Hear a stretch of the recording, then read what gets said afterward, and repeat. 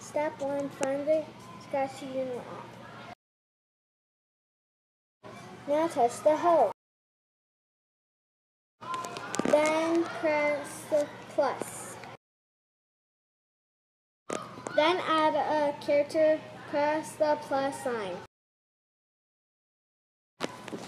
Then pick a person and press the check mark.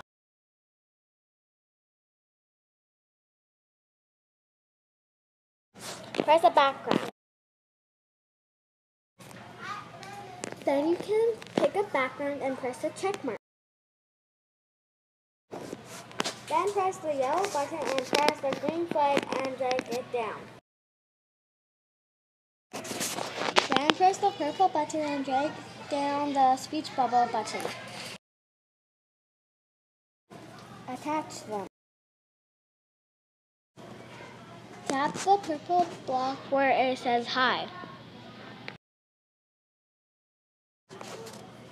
And type 1, 2, 3 and the other numbers up to 20. Press the red button. Drag the red button down and connect it to the purple button. Press the flag to run your code.